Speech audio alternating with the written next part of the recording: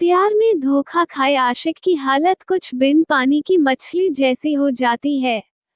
ऐसा अक्सर मैंने कहानियों में पढ़ा है, लेकिन यह कहानी कुछ अलग है।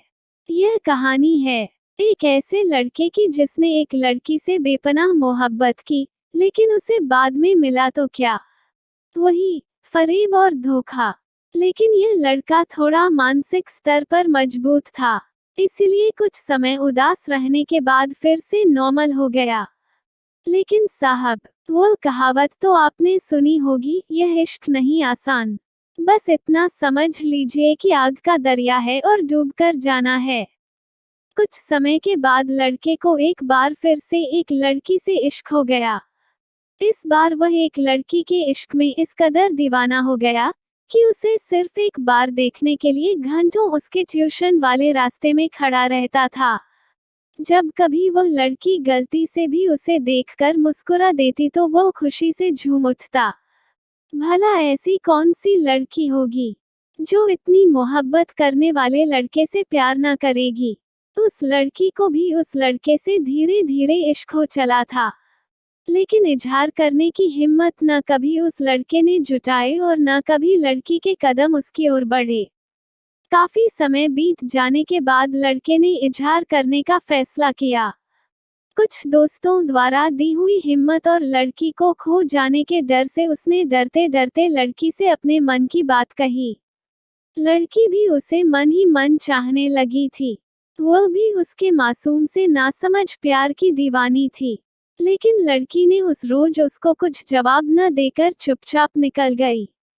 दूसरे दिन उसने उस लड़की का काफी इंतजार किया, लेकिन वह लड़की उस दिन नहीं आई। जब लड़के ने उसकी एक स्कूल फ्रेंड से उसके बारे में पूछा, उसकी फ्रेंड ने उसे बताया कि अचानक से सीने में दर्द उठने के कारण वह हॉस्पिटल में भर्ती है।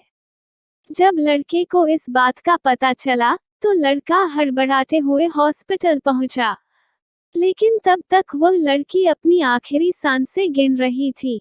लड़का दौड़कर उस लड़की के पास गया तो लड़की ने उसे एक लेटर थमा दिया, जिसको उसने पहले से अपने हाथों में पकड़ा हुआ था।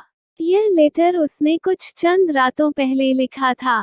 उस पत्र में उस लड़की ने लिखा था, मैं भी तुमसे बहुत प्यार करती हूँ, तुम्हारे साथ जीना चाहती हूँ, मरना चाहती हूँ, लेकिन आज अगर जीने की ख्वाहिश है, लेकिन मेरे पास अब जिंदगी के कुछ चंद लम्हे बचे हुए हैं। बस कुछ चंद दिनों की मेहमान हूँ, इसलिए तुमसे इजहार नहीं कर पाई। प्यार तो मैंने भी तुमसे बेपनाह किया था, लेकिन मेरी सांसें तुम्हारे साथ नहीं थी। लेकिन इस पत्र के जरिए मैं तुम्हें बताना चाहती हूँ कि मेरे जाने के बाद तुम किसी अच्छी लड़की से शादी कर लेना। बस यही मेरी अंतिम इच्छा है।